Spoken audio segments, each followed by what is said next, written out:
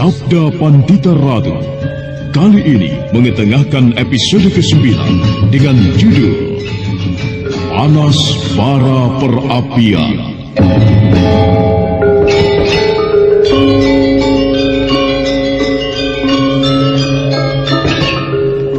Dalam seri ke-253 ini dengan para pemain Rusli sebagai Tunggul Amatung, Haris Sudiro sebagai Prakolapati, Nanang sebagai Diposari, M. Abud sebagai Ken Arok, dan Asdi Suhastra pengantar cerita.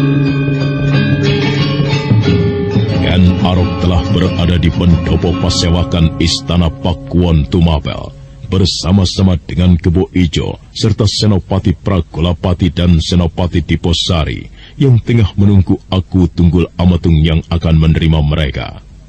Tetapi apa yang dialami oleh Ken Arok terulang kembali. Meski telah lama menunggu, ternyata Aku Tunggul Amatung belum juga muncul dari ruang dalam. Ken Arok seperti tidak sabar lagi. Adalah Senopati Prakolapati yang terpaksa mengalah dengan menghadap Aku di ruang dalam. Bagaimana Prakolapati? Ampun tuanku, Ken Arok sekarang telah berada di pendopo. Aku sudah tahu itu. Lalu mengapa? Ampun tuanku, sudah tiba waktunya tuanku untuk... Untuk apa? Persoalan Ken Arok harus segera diselesaikan tuanku. Oh, siapa yang mengatakan sudah waktunya? Siapa yang berhak menentukan? Ampun tuanku, yang berhak menentukan adalah tuanku Aku. Kau sendiri telah mengatakan Prakolapati bahwa aku yang menentukan. Apakah aku akan menemui Ken Arok sekarang atau nanti, atau kapan saja adalah aku. Ken Arok bagiku hanya debu. Ia bukan orang penting, biar saja ia menunggu. Akan tetapi tuanku, bagaimana? Sebaiknya tuanku menemui Ken Arok sekarang juga. Apa hakmu mengatur sedemikian rupa Prakolapati? Ampun tuanku, hamba terpaksa menyarankan demikian karena Ken Arok bukan orang yang berpikiran waras. Ia baru saja telah mengancamku, tuan. Mengancammu bagaimana? Ampun tuanku, hamba hanya mengatakan apa yang dilakukan Ken Arok. Ken Arok tidak sabar menunggu terlampau lama di pendopo. Ia mengancam hamba akan meninggalkan pendopo pasewakan jika terlampau lama menunggu. Gila, ia berani mengatakan demikian? Hamba tuanku, apa yang dilakukan oleh Ken Arok memang perbuatan yang tidak masuk akal, tidak mengenal tata kesopanan dan unggah-ungguh. Tetapi demikianlah kenyataannya. Ia melakukan hal yang demikian itu. Kau bisa memaksanya untuk tetap berada di pendopo, menunggu aku menemuinya, meski aku akan menemuinya besok. Hamba bermaksud demikian, tuanku. Akan tetapi yang terjadi adalah sebuah kekacauan. Ken Arok tentu akan melawan, dan tentu akan terjadi sebuah pertempuran di dalam istana. Tuanku tentu tidak menghendaki hal itu akan terjadi. Baiklah, aku akan temui dia. Kurang ajar. Ia merasa dirinya adalah orang yang sangat penting, berani bersikap demikian terhadapku. Aku tidak betah. Tenanglah, Ken Arok. Bisa tenang bagaimana? Kakang Prakolapati tengah menghadap aku. Tenanglah. Bagiku terlalu lama. Aku akan meninggalkan tempat ini. Jangan, Ken Arok. Aku minta jangan. Kau akan mendapat tuduhan memang telah melakukan perampokan dan pembunuhan itu jika kau memaksakan diri meninggalkan tempat ini, Ken Arok. Sombongnya Aku itu. Sombong sekali dia. Ken Arok. Ken Arok, kendalikanlah dirimu. Ken Arok. Senopati Diposari menjadi pucat. Wajahnya pias ketika mendengar suara yang mengaum menggetarkan, seolah menggoyang pilar-pilar penyangga pendopo istana. Kebo Ijo terlonjak karenanya. Ken Arok yang mengaum dahsyat serasa akan merontokkan jantungnya. Dan ternyata suara yang menggetarkan itu menyusup langsung ke dada Aku Tunggul Amatung, seolah ingin mengatakan jangan remehkan Ken Arok. Ken Arok. Hamba tuanku. Tahukah engkau mengapa kau kupanggil menghadap? Hamba tuanku. Hamba mengetahui mengapa hamba dipanggil menghadap. Tuanku Aku Tunggul Amatung mencurigai hamba telah menjadi perampok yang mengacaukan Tumapel hari ini. Bagus sekali jika kau mengetahui. Nah, Sekarang apa jawabmu? Ampun tuanku. Hamba menolak tuduhan itu. Apa? Hamba menolak tuduhan itu. Hamba tidak melakukan perampokan yang tuanku tuduhkan itu. Jika tuanku menuduh hamba, silahkan tuanku menunjukkan bukti-buktinya. Hamba tidak keberatan dihukum jika memang hamba melakukan perampokan itu. Itulah jawaban hamba. Jadi kau tidak mengakui perbuatanmu? Bagaimana hamba akan mengakui perbuatan yang tidak pernah hamba lakukan, tuanku? Baiklah. Diposari. Hamba, tuanku. Dan kau Pragolapati? Hamba, tuanku. Kuberikan wewenang kepada kalian berdua sepenuhnya untuk memeriksanya. Ken Arok, kau telah mendengar apa yang telah menjadi sabda tuanku Akubu, yang telah memberikan wewenang kepadaku untuk memeriksamu. Sekali lagi aku ingin mengulangi pertanyaan beliau. Apakah kau masih akan menyangkal tuduhan bahwa kau telah mendalangi perampokan itu? Iya. Ken Arok, kau berasal dari perguruan mana? Aku tidak akan menjawab. Pertanyaanmu tidak ada hubungannya dengan tuduhan yang kau jatuhkan kepadaku. Ada, Ken Arok. Ada. Jika aku bertanya sesuatu, tentu ada maksudnya. Nah, jawablah. Kau berasal dari perguruan mana? Aku tidak akan menjawab pertanyaan itu. Baiklah. Meski kau tidak mau menjawab, kau tentu orang yang paling mengerti atas perguruanmu. Siapa saudara seperguruanmu? Bagaimana? Aku tidak mempunyai guru, dan aku tidak mempunyai saudara seperguruan. Bagus, bagus. Kau berani mempertegas bahwa kau tidak mempunyai seorang guru dan juga tentu saudara perguruan. Jangan berbelit-belit. Cepat, katakan apa maksudmu. Baiklah, Ken Arok. Dengan disaksikan oleh tuanku Akubu, Senopati Diposari, dan Kebo Ijo, kau telah mengatakan bahwa kau tidak mempunyai guru atau saudara seperguruan. Itu bisa kuartikan bahwa yang mempunyai kemampuan sepertimu tidak ada. Yang mempunyai kemampuan seperti yang bisa dilakukan oleh Ken Arok tidak ada. Nah, Ken Arok, bukankah orang yang baru saja memamerkan auman yang menggetarkan baru saja adalah kau? Apakah kau menolak? Tidak. Aku tidak akan ingkar. Memang aku telah melakukannya. Bagus, Ken Arok. Nah, dengarlah. 2 malam yang lalu, aku telah bertemu dengan orang berkuda putih, berjubah putih, dan bertutup wajah berwarna putih pula. Orang itu adalah perampok yang tengah membagi-bagikan hasil rampokannya. Orang itu adalah orang yang mempunyai kemampuan luar biasa. Aku dan sekelompok pasukanku yang mengepungnya ternyata dibuat tidak berdaya, karena ia mempunyai ilmu kanuragan yang aneh dan sangat menggetarkan. Ia mempunyai kemampuan mengaum seperti seekor singa, yang membuat kuda-kuda kami menjadi terkejut dan liar tidak terkendali. Orang itu mengaum, Ken Arok. Dan baru saja kau telah memperdengarkan auman singamu yang menggetarkan nyali itu. Tentu saja ada hubungan yang erat. Apakah kau menolak? Kenapa kau tertawa, Ken Arok? Kau ternyata seorang senopati yang cerdik, Tuan Senopati Pragolapati. Kau pintar menghubung-hubungkan apa yang kau dengar dan kau lihat. Tetapi aku tetap menolak. Apa alasanmu? Di malam yang Tuan maksud, aku berada di rumah Kebo Ijo. Semalaman kami bermain dakon di sana. Bahkan Kakang Senopati Diposari juga berada di sana. Aku mengetahui Kakang Diposari memang sengaja mengawasiku. Dan aku tidak merasa perlu keberatan. Nah, Tuan Senopati, di malam itu aku berada di rumah Kebo Ijo. Bagaimana Tuan bisa mengatakan aku berada di tempat lain membagi-bagikan hasil rampokan itu? Kakang Pragolapati. Bagaimana Diposari? Berilah kesempatan kepadaku untuk ikut berbicara kepada Ken Arok. Silakan. Ken Arok, aku tidak menolak apa yang kau katakan, bahwa semalaman suntuk aku telah mengawasimu. Kau tidak mempunyai kesempatan sama sekali untuk pergi. Tidak mungkin bagimu untuk berada di 2 tempat sekaligus. Akan tetapi ternyata kau memang luar biasa, Ken Arok. Kau mempunyai berbagai ilmu kanuragan yang aneh-aneh tersimpan di dalam tubuhmu. Kuyakini kau menyimpan berbagai kemampuan yang seperti tidak masuk akal. Seperti yang kau lakukan padaku. Kau telah mengelabui aku, Ken Arok. Di depan mataku, yang aku lihat adalah kau yang tertidur pulas. Akan tetapi yang sebenarnya, kau yang lain. sedang berkeliaran melakukan perampokan itu. Bukan main. Bagaimana Ken Arok? Kakang Senopati Diposari sedang mengarang sebuah cerita.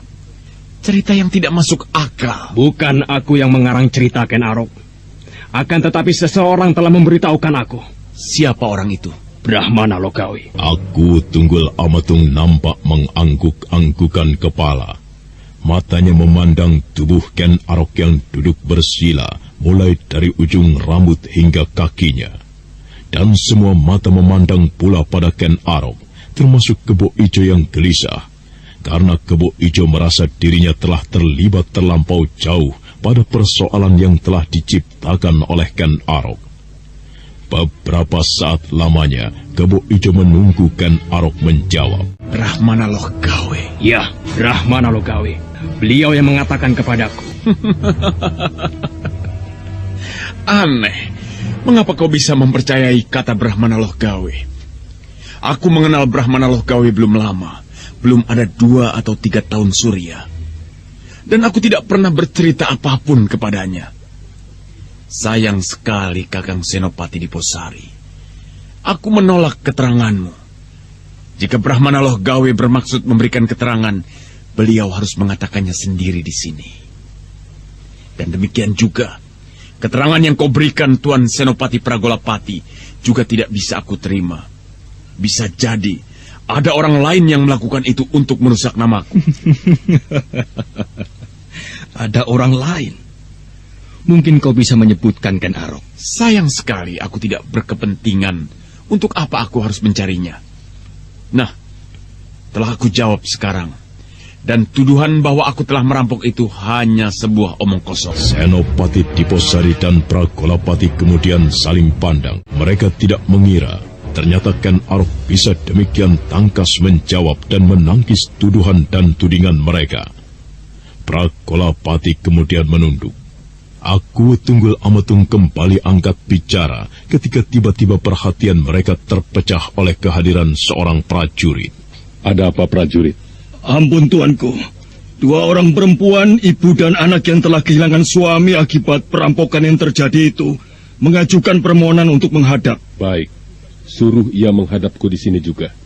Sekarang tuanku? Ya, sekarang. Hadapan aku Tunggul Amatung, Ken Arok dicecar dengan berbagai pertanyaan dan tuduhan. Tetapi dengan tangkas Ken Arok mampu mengaburkan tuduhan itu sebagai suatu hal yang tidak mendasar. Meski Senopati Pragolapati dan Diposari serta aku merasa yakin Ken Aroklah orang yang bertanggung jawab di balik perampokan itu, tetapi mereka tidak menemukan bukti yang kuat untuk menjebloskan Ken Arok ke penjara. Saat itu 2 perempuan mengajukan permohonan menghadap. Aku menerimanya. 2 perempuan itu jelas nampak dipeluk duka. Siapakah kau, Nyai? Hamba Nyai Joyo Tangkar, tuanku. Dan yang bersamamu? Ini anak hamba Probosiwi, tuanku. Kau menghadapku dengan membawa tangis. Kenapa? Ampun, tuanku. Ya, kenapa? Hamba mohon keadilan, tuanku. Kau datang untuk meminta keadilan kepadaku? Apa yang telah menimpamu, Nyai? Sudah, tahan tangismu, Nyai. Berbicaralah, apa yang telah terjadi? Tuanku, kami tidak tahu nasib apakah namanya yang tengah kami sandang ini, tuanku. Kami adalah ibu dan anak yang kemarin masih mempunyai suami. Tetapi sekarang kami berdua telah menjadi janda. Suami hamba mati, tuanku. Menantu hamba atau suami anak hamba Probosiwi juga mati. Perampok telah membunuh mereka, tuanku. Kami mohon keadilan, tuanku. Kakang Mahisa Kuning, suami hamba, tuan. Ia meninggalkan hamba, meninggalkan calon bayi yang masih berada di dalam kandungan hamba. Mohon keadilan, tuan.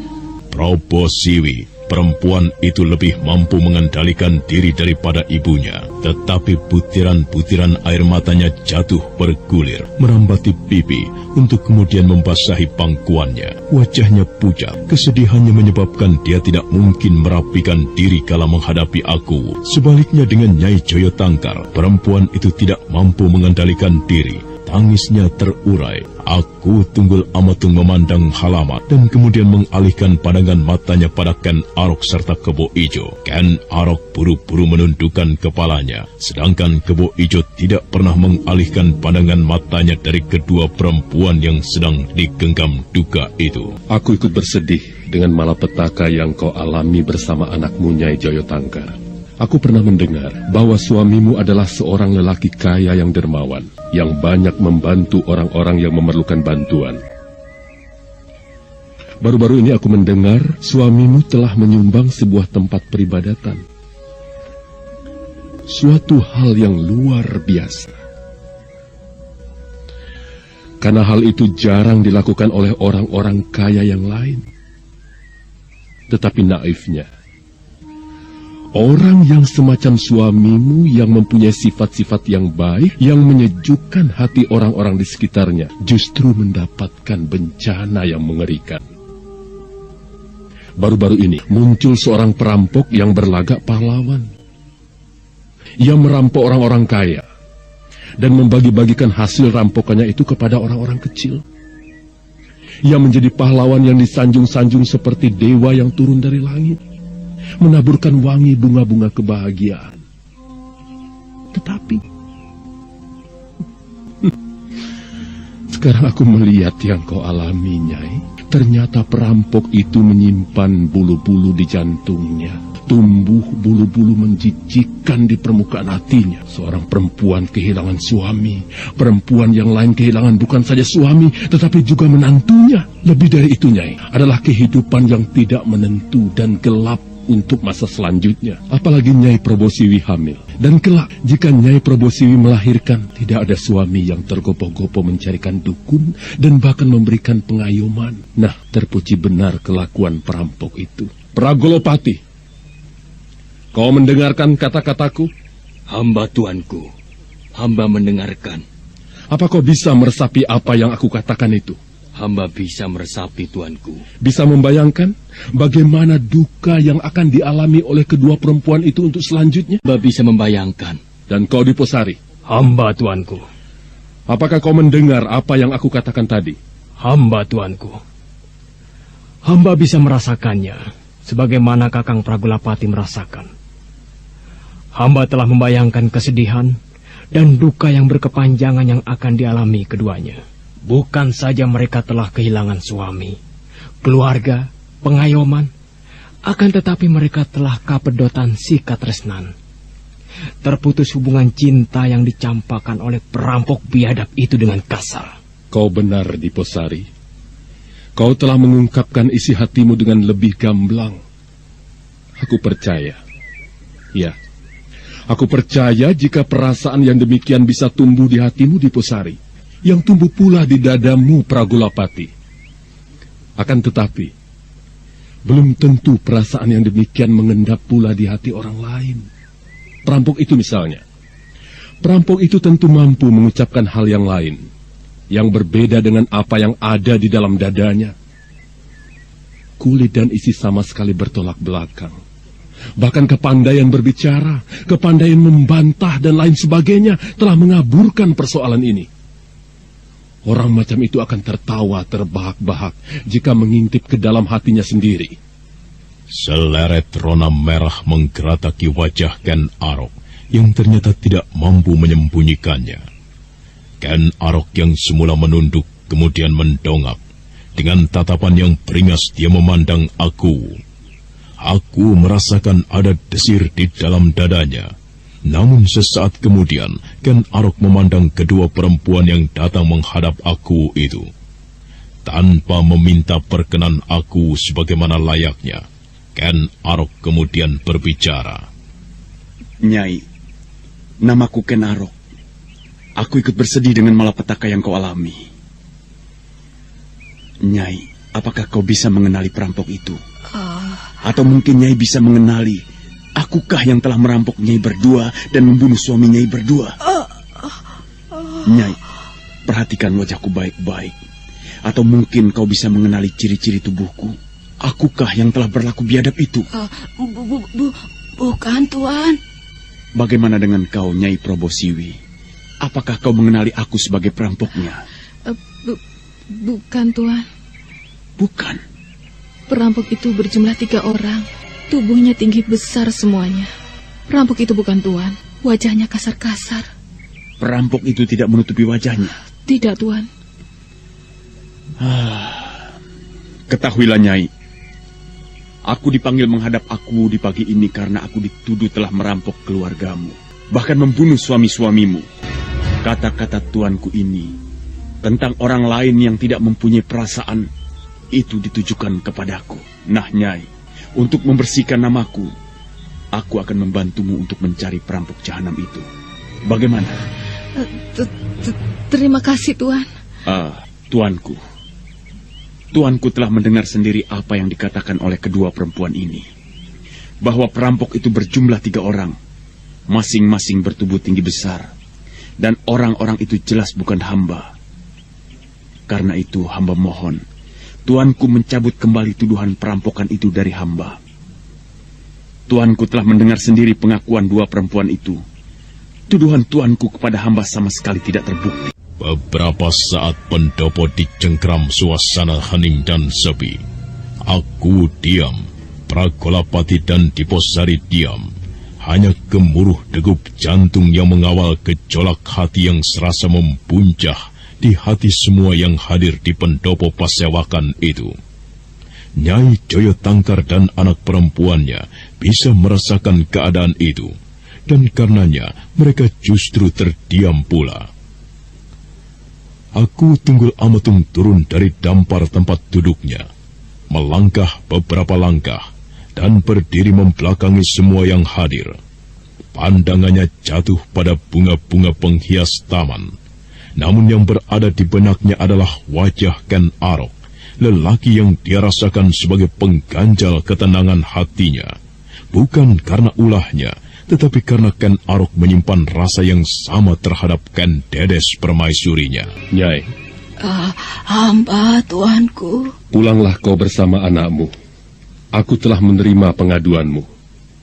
Dan sebagai aku yang harus memberikan pengayoman kepadamu, aku akan berusaha untuk menemukan perampok itu. Segera pulanglah. Hamba, Tuanku. Ya. Hamba mohon pamit. Pergilah. Ken Arok. Hamba, Tuanku. Aku bisa mengatakan meski perampok yang melakukan perbuatan biadab atas Ki Joyo Tangkar dan anak menantunya bukan karena tanganmu, tetapi boleh jadi karena kau berada di belakangnya. Ken Arok, marilah kita berbicara keadilan. Jangan kau menyalahkan aku, menyalahkan Pragolapati atau Diposari. Jika kami mencurigai kau, perampokan-perampokan itu telah merugikan banyak orang. Tetapi, aku memang tidak akan bertindak semena-mena menjatuhkan hukuman kepadamu, jika memang tidak didukung oleh bukti-bukti yang kuat. Nah, Ken Arok, aku membutuhkan bukti, sebagaimana kau juga membutuhkan bukti, meski warna bukti itu berlainan dan berbeda. Aku membutuhkan bukti yang memperkuat tuduhanku. Dan sebaliknya, kau juga membutuhkan bukti bahwa kau tidak bersalah. Baiklah, Ken Arok. Selama kita mencari bukti-bukti itu, aku perkenankan kau untuk sementara menginap di Pakunjaran. Kau tidak boleh berkeliaran di luar. Perampok-perampok itu akan kami buru. Mereka pasti akan tertangkap. Dari situlah akan terlihat kau atau aku yang benar. Baik, Tuanku. Hamba terima.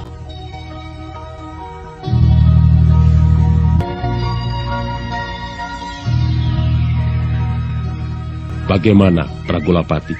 Ken Arok telah berada di Pakunjaran, Tuanku. Bagus. Sekarang tugasmu buru perampok yang telah menjarah rumah Ki Joyo Tangkar itu. dan aku sendiri yang akan menjatuhkan hukuman berat kepadanya. Hamba tuanku, hamba akan melaksanakan perintah tuanku. Tangkap perampok itu secepatnya. Hamba tuanku. Kebo Ijo. Hamba tuanku. Sekarang tiba waktunya bagimu untuk menceritakan kepadaku apa saja yang berhasil kau ketahui dari Ken Arok. Bukankah kau adalah seorang yang dengan sengaja diminta oleh Diposari untuk mengawasi gerak-gerik Ken Arok? Benar, tuanku. Nah, berceritalah. Ampun, tuanku aku. Hamba memang telah berusaha sekuat-kuatnya untuk mendapatkan keterangan tentang Ken Arok. Akan tetapi, Ken Arok terlampau pintar menyimpan isi hatinya, serta menyimpan semua perbuatannya. Kau berkata sebenarnya? Hamba tuanku, hamba berkata yang sebenarnya. Di luar dugaan sama sekali, ternyata Ken Arok tidak keberatan dimasukkan ke dalam penjara. Adalah Kebo Ijo yang kemudian menjadi kebingungan ketika aku meminta keterangan-keterangan darinya. Keringat seperti diperas dari sekujur tubuhnya. Senopati Diposari. Hamba tuanku. Apakah udara kau rasakan panas pada pagi ini? Tidak, tuanku. Menurut hamba, udara terasa sejuk. Benar demikian, Pragolapati? Benar, tuanku.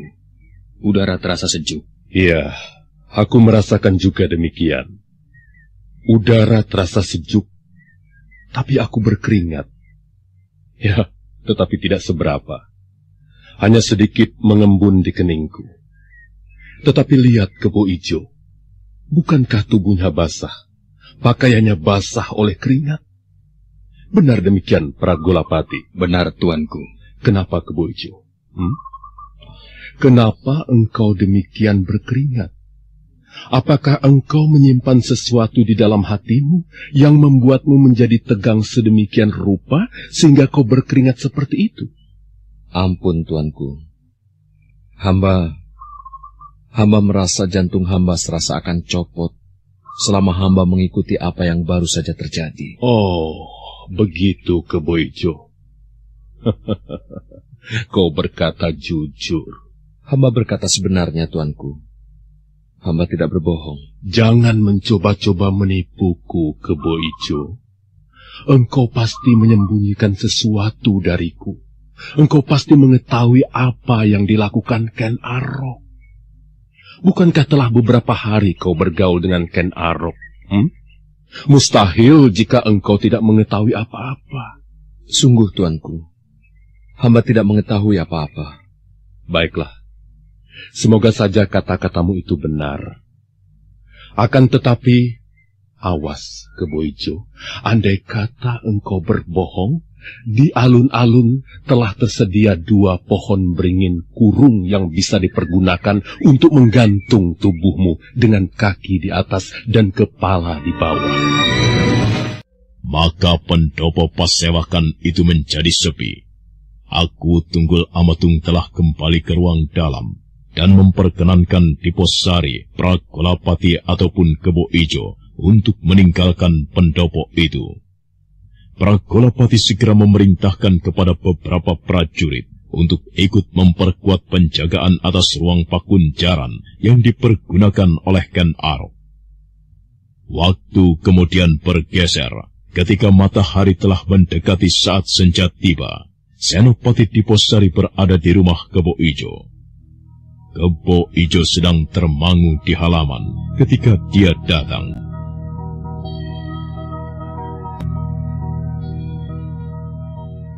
Kebo Ijo, apa yang sedang kau lamunkan? Banyak. Boleh aku tahu? Masih terngiang-ngiang di telingaku ancaman tuanku aku. Aku akan digantung di alun-alun. Kaki-kakiku akan diikat di beringin kurung. Mengerikan sekali ancaman itu. Tetapi pusing sekali kepalaku jika dijantur dengan tubuh terbalik seperti itu. Itu tergantung kau, Kebo Ijo. Sebenarnya bagaimana, Kebo Ijo? Apakah sebenarnya seperti yang kau katakan? Kau menyembunyikan sesuatu tentang Ken Arok? Tidak. Kalau kau tidak merasa bersalah, mengapa kau harus merasa ngeri? Aku tidak merasa ngeri, juga tidak merasa takut. Aku cuma berpikir, mengapa dulu aku menuruti kata-katamu, sehingga aku harus terlibat dalam persoalan ini. Bahkan sekarang aku rasakan, kau pun juga seperti mencurigai aku, sebagaimana aku mencurigai aku. Keteranganku selama ini ternyata terusik. Kau menyalahkan aku, Kebo Ijo? Iya. Maka demikianlah, malam berikutnya kemudian tiba. Bulan sepenggal kembali muncul di langit barat. Beberapa arah mendung tebal bergayut di langit. Senja kemudian digeser oleh malam yang terus beranjak. Di halaman baraknya, Senopati Diposari memandangi bulan yang seolah bergerak menyusup di antara mega-mega. Rahmana Lokawe, betapa kata-katanya sangat membekas dalam hatiku, dan betapa meski aku mencari jawabnya, namun tidak juga aku temukan apa sebenarnya yang kira-kira akan terjadi. Anak mas, apa yang aku katakan ini boleh kau anggap sebagai sebuah teka-teki yang harus anak mas cari sendiri jawabnya. Atau janganlah anak mas bertanya kepadaku. Apakah jawabnya? Ken Arok adalah sebuah takdir. Aku atau siapapun tidak akan ada yang mampu mengubahnya. Takdir? Ken Arok adalah sebuah takdir, sebuah papesten, dan tidak siapapun yang mampu membendung lajunya. Begitukah kira-kira artinya? Tidak ada seorang pun yang mampu mencegah apa yang dilakukan oleh Ken Arok. Atau ada arti yang lain? Anak mas Diposari, anak mas merasa telah mengawasinya semalam suntuk, dan sekejap pun Ken Arok itu tidak mendapatkan kesempatan untuk bergeser dari anak mas. Kau telah dikelabui anak mas Diposari. Yang kau jaga, kau tunggui adalah hanya bayangan semu. Sedangkan Ken Arok yang sebenarnya, apa yang dilakukan Ken Arok yang sebenarnya, anak mas tentu tidak tahu. Penjara itu tidak berarti apa-apa lagi bagi Ken Arok. Ia tidak terampas kebebasan geraknya, hanya karena terali besi dan dinding paku jaran. Bahkan, aku tetap mengira, mungkin Ken Arok malam ini sedang berkeliaran. Ya, ada baiknya aku tidak berdiam diri. Aku akan berkuda menelusuri jalan-jalan di sepanjang kota Tumapel, atau bahkan di luar dinding batas kota. Siapa tahu, aku akan menyaksikan sesuatu. Senopati Diposari segera menuju ke kandang kuda yang dijaga oleh seorang prajurit. Senopati Diposari segera menuntun seekor kuda yang telah terbiasa dipergunakannya, dan sesaat kemudian kuda itu pun telah berderap membelah kesepian malam.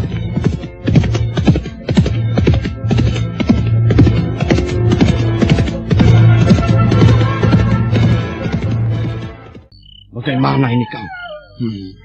Orang yang mengupah kita dan memberi kesempatan kepada kita untuk merampok, malam ini justru melarang kita untuk merampok. Wah, jengkel rasanya hatiku. Apakah kita hanya akan manut saja, Kang Adi Jonggo? Bagaimana menurutmu, Adi Lembongan? Kita sudah menemukan sasaran yang gemuk. Orangnya kaya raya, uangnya banyak. Kita telah mengamati keluarga orang itu mulai dari pagi tadi. Dan sekarang orang itu melarang kita merampok. Kita tidak boleh bergerak. Apa maksudnya? Katanya hari ini bukanlah hari yang tepat. Malam ini bukan malam yang baik untuk merampok. Persetan. Perampok seperti kita mana mengenal hari baik dan bukan seperti itu. Perampok memang tidak mengenal hari baik dan tidak. Akan tetapi orang yang mengupah kita itu, orang itu mengatakan bahwa hari ini bukan hari yang baik untuk melakukan perampokan. Bukan hari baiknya. Lalu untuk apa kita harus peduli dengan omongannya? Lalu? Kita lanjutkan rencana kita. Kita tetap merampok. Dan persetan dengan orang yang mengupah kita itu. Ini kesempatan yang baik. Mumpung prajurit-prajurit Tumapel berada di dalam kendalinya. Bagaimana? Baik. Kalau itu memang kemauan kalian, sebenarnya aku juga berpikir ada baiknya kita melakukan. 3 orang perampok bertubuh tinggi besar, masing-masing berkulit hitam legam dan berwajah kasar, berjambang dan jenggot semakin mempertegas kekasarannya. Mereka adalah Menak Jalidri, Lempongan, dan Adi Jonggo yang telah terbiasa hidup dengan mengabaikan hidup orang lain, bahkan terbiasa berdiri di atas penderitaan orang lain. Ketiga orang itu berjalan menembus kegelapan malam menuju sebuah sasaran, sebuah rumah yang megah, dijaga oleh beberapa orang penjaga upahan yang nampak mondar-mandir di halaman dengan pedang teraju telanjang. Mengapa kau tertawa, Adi Jonggo? Kau lihat, beberapa orang dengan pedang telanjang mencoba mengamankan rumah itu dari tangan kita. Apakah mereka mampu? Mereka hanya sebuah mainan yang mengasihkan sebelum kita berbuat. Oh, tetapi jumlah mereka cukup banyak, Kakang. Berapa? Kau taksir berapa jumlah penjaga rumah itu? Berapa? Yang berjaga-jaga di depan sekitar 2-3 orang. Dan di kiri atau di kanannya ada 4 orang. Aku yakin di belakang pasti ada yang dijaga pula. Berapa jumlah mereka? Oh, ada sekitar 10 orang lebih. Mungkin sampai 15 orang. Kau pikir, meski mereka sebanyak itu, apakah mereka akan mampu menghadapi kita? Tunggu apa lagi? Mari kita bergerak sekarang. Kita aduk rumah itu. Dan kita harus kuras harta kekayaannya. Jangan. Siapa kau? Aku Boga Sampir. Oh, Boga Sampir. Iya, itulah aku. Oh, jadi kaukah perampok yang dipuja-puja menjadi pahlawan itu? Benar, akulah itu. Wah, lalu apa maumu menemui aku? Dan mengapa kau menutupi wajahmu seperti itu? Kututupi wajahku atau tidak itu urusanku. Tetapi yang penting bagiku, kalian semua harus mati. Kau bermaksud membunuh kami? Iya. Mengapa? Mengapa kita tidak bekerja sama saja? Kau perampok, kami pun perampok. Kita bisa bersatu dan bekerja saling menguntungkan. Bukan begitu? Mengapa kau sampai merampok? Itu memang telah menjadi pekerjaan kami. Mengapa pula kau merampok, orang bertutup wajah? Aku merampok, tetapi aku tidak membunuh korbanku. Dan hasil rampokan itu aku bagi-bagikan kepada orang-orang yang hidupnya membutuhkan uluran tangan pertolongan. Kau mengambil keuntungan dengan keadaan yang terjadi di Tumapel. Tepat. Tidak perlu tedang aling-aling. Kalian memang harus ditumpas. Oh, dan kau pikir kau merasa mampu menghadapi kami bertiga? Tiga perampok itu terkejut ketika dari balik secarik kain putih yang menutupi wajah orang yang berdiri di depannya itu terdengar suara menggeram yang bagaikan geram seekor singa yang marah. Menak Jalidri, Lempongan, dan Adi Jonggo saling pandang, sedangkan Arok yang mengaku bernama Boga Sampir yang bersembunyi di balik kain putih itu melangkah mendekat. Siapa kau sebenarnya? Sudah aku bilang, siapa aku itu tidak penting. Bukalah wajahmu. Tidak ada gunanya, kalian akan mati. Sombong sekali kau. Menilik suaramu kelihatan kalau kau masih muda, masih berbau kencur. Namun kau berani mencoba-coba menggertak kami yang telah kenyang makan asin garam dan pahitnya Putrawali. Persetan! Adi Jonggo, Menak Jalidri. Orang ini nampaknya tidak tahu diri. Mari kita beset kulitnya. Iya. Aku bahkan ingin menjilat darahnya. Seperti apa rasanya? Sayang sekali orang sombong. Nasibmu begitu buruk, kau harus mati di tangan kami. Meski sebenarnya kami terbiasa bersikap sesama perampok sebaiknya tidak saling bermusuhan. Bagus. Tapi jangan kau menganggap bahwa derajatmu sama dengan derajatku. Nah, mulailah. Aku akan menghadapi kalian dengan tangan kosong. Berdebah. Sombong sekali kau. Gila, jangan lari kau. Aku tidak lari. Kaulah yang tidak pernah berhasil mengenai aku. Rasakan ini. Ketiga perampok itu menyerang Ken Arok atau Boga Sampir dengan gencar, deras, dan ganas. Namun dengan tangkas dan mudah, Ken Arok mampu menghindari malah mempermainkan lawannya. Seperti banjir bandang atau ombak yang bergulung-gulung, Menak Jalidri, Lempongan dan Adi Jonggo menyerang dengan samparan-samparan pedangnya. Tetapi Ken Arok mampu melenting selincah burung sikatan, mematuk bagaikan ular mamba. Hingga pada saatnya, Ken Arok menjadi tidak sabar lagi. Berhenti! Mengapa berhenti? Aku tidak telaten. Aku akan segera membunuhmu. Tetapi aku perlu bertanya kepadamu. Apa? Apakah ada orang yang menyuruh kalian bertiga merampok? Ada atau tidak? Itu bukan urusanmu. Kalian tidak mau mengaku. Kau terlalu banyak bicara, anak muda. Setan!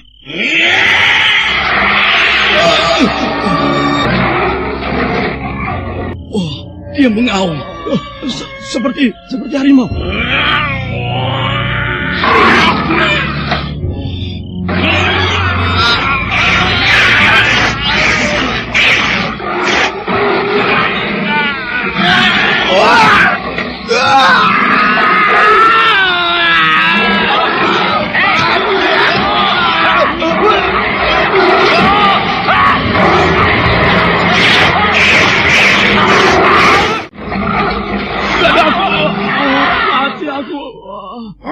Tolong Jonggo, tolong.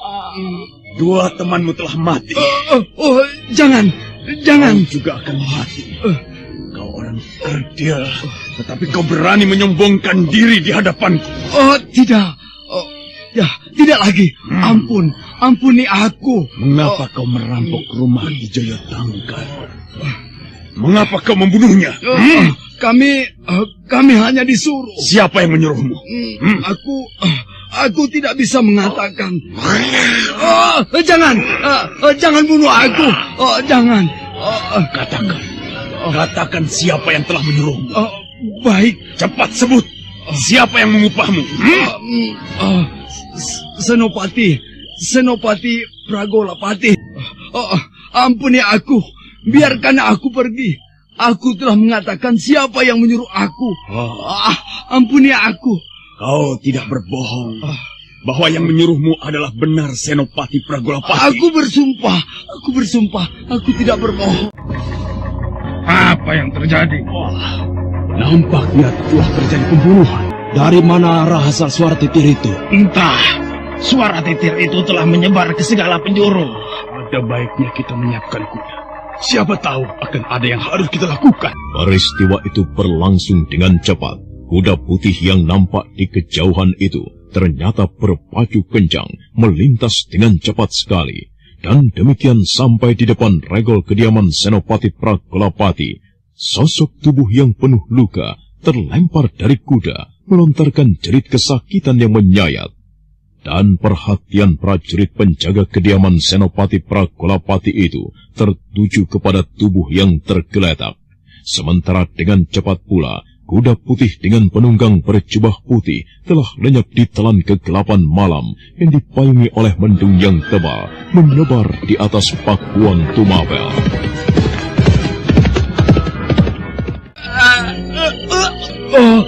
Mati aku. Siapa kau? Cepat beritahu Senopati Pragolapati. Orang berkuda itu tubuhnya dengan sengaja melemparkan orang ini di sini. Ada apa prajurit? Kau? Senopati Pragolapati. Kau, Adi Jonggo. Orang berkuda putih. Orang berkuda putih yang melakukan. Mana temanmu yang lain? Wajah Senopati Pragolapati tiba-tiba menjadi merah padam. Senopati Pragolapati memandangi wajah dan tubuh perampok Adi Jonggo yang berlepotan darah penuh cakaran di sekujur tubuhnya. Senopati Pragolapati kemudian memandangi ketiga prajuritnya. Nampak jelas sesuatu seperti bergolak di dalam dadanya. Orang ini sempat berbicara apa pada kalian? Belum, Tuan. Ia belum berbicara apa-apa. Belum melaporkan apa-apa. Baru saja seekor kuda putih dengan penunggangnya berjubah putih telah melemparkannya. Benar begitu? Benar, Tuan. Tolong aku, Senopati. Tolong aku. Kau tentu telah melanggar kata-kataku. Aku telah melarangmu, namun nampaknya kau mengabaikan. Tolong. Tuan, orang ini perlu pertolongan, Tuan. Bagaimana, Tuan? Apakah saya harus mencarikan tabib untuknya? Banyak darah yang terperas dari tubuhnya. Itulah sebabnya. Ya harus ditolong, Tuan. Apa yang akan kau lakukan terhadap... Kau perampok busuk. Kau telah mengganggu ketentraman Tumapel. Aku sudah melarangmu, mengancammu untuk tidak melakukan perbuatan itu. Tetapi ternyata kau mengabaikan ancamanku. Nah, matilah kau. Ketiga prajurit penjaga regol itu seperti menyaksikan sebuah tontonan yang mengejutkan. Mereka terbelalak melihat pedang di tangan Senopati Pragolapati terbenam di dada orang yang terluka arang keranjang itu. Tidak sempat menjerit lagi, Adi Jonggo terbelalak oleh rasa sakit yang menyengat dadanya. Dan sesaat kemudian, darah memercik dari mulutnya disusul kematian yang telah menjemputnya. Senopati Pragolapati kemudian mencabut pedang yang terbenam di dada Adi Jonggo dan menyerahkan kembali pedang itu kepada prajuritnya. Jangan kalian ceritakan kepada siapapun apa yang kau lihat. Orang ini adalah perampok yang telah membunuh Ki Joyo Tangkar dan menantu lelakinya. Orang ini tidak berguna. Itulah sebabnya aku mempercepat kematiannya. Ingat, jika sampai kau ceritakan apa yang telah aku lakukan, maka kalian akan mengalami nasib yang buruk.